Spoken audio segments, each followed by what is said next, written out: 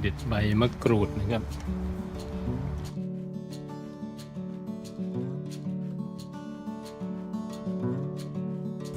มะเขือนะครับ Ladies and gentlemen, it is Panang Curry Lobster.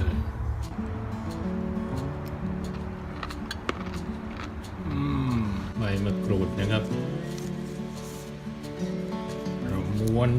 ให้แน่นนะฮะ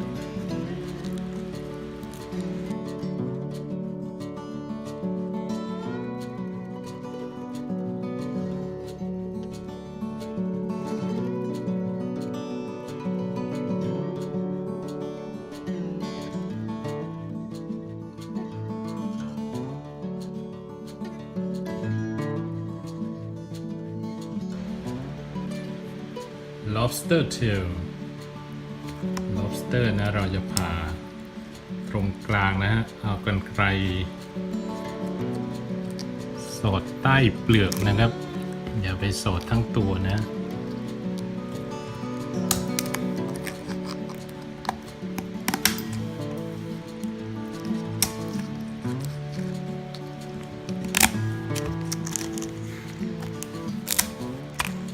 ตัดไปให้สุ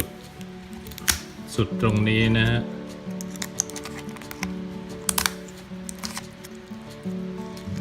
แล้วเอานิ้วหัวแม่มือเราสอดใต้เนื้อ lobster นะครับอย่างนี้นะครับแล้วดึงออกได้เลย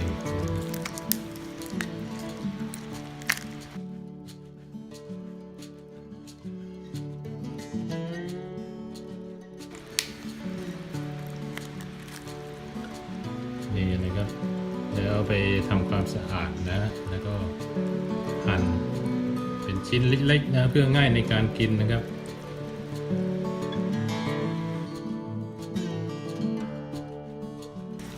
ต้มน้ำนะลวกเปลือก lobster นะเอาไว้ตกแต่งจานนะเวลาใส่อาหารลงไปจะรู้ว่านี่คือ lobster นะส่วนประกอบในการทำพะแนง lobster นะอันนี้เนื้อ lobster นะผมหั่นไว้แล้วนะครับ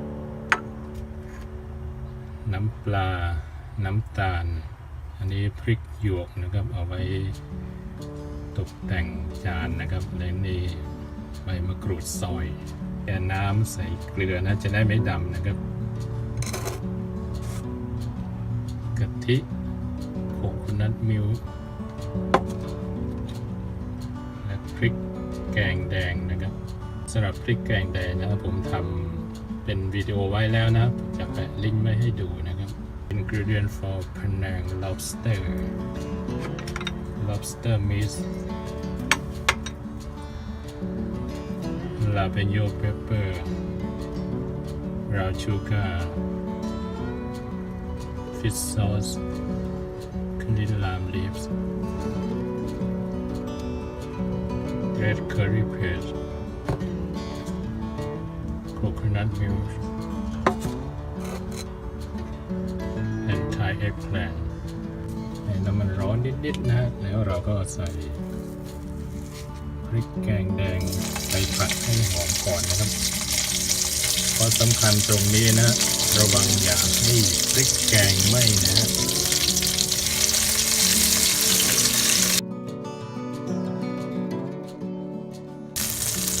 เสร็จแล้วนะใส่หัวกะทินะฮะ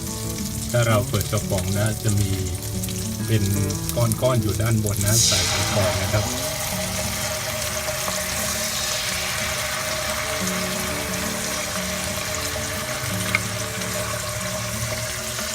เสร็จแล้วเคี่ยวให้แตกมันนะครับ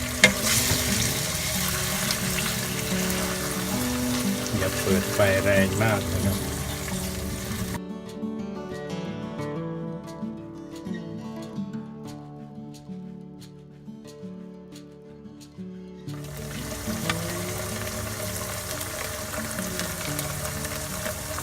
เทลงไปนะครับ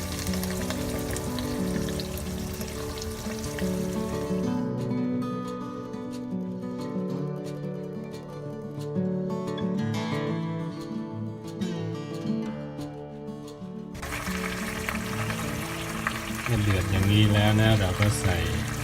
ใบมะกรูดที่เราซอยลงไปให้กลิ่นมันหอมนะครับ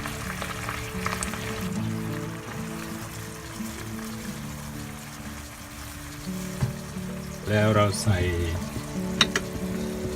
เนื้อ lobster ใส่ผักใส่มะเขือเปราะนะฮะเราไม่ต้องให้เนื้อ lobster สุกมากนะใส่แค่2 หรือ 3 นาทีนะ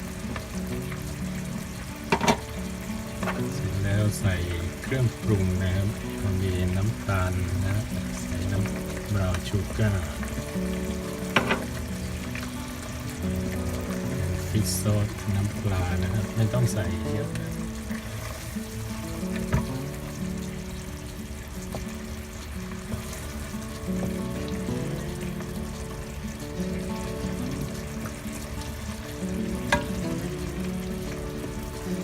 เสร็จแล้วนะก็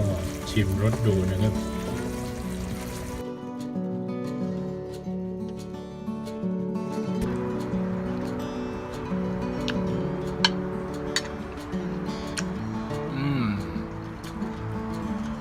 อร่อยมากเลยครับ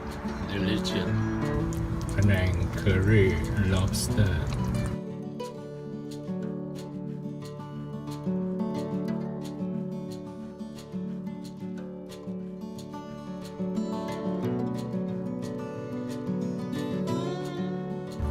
โรยด้วยใบมะกรูดซอยนะพริกหยวกนะครับจะได้มีสีสันน่ารับประทานยิ่งขึ้นนะครับ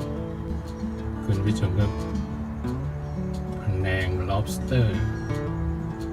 น่ารับประทานไหมครับ look delicious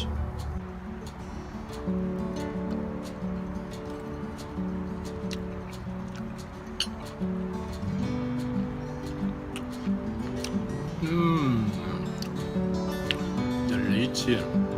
อร่อยมากเลยครับขอบคุณนะครับที่ติดตามชมนะและพบกันใหม่ในวิดีโอหน้าขอบคุณครับ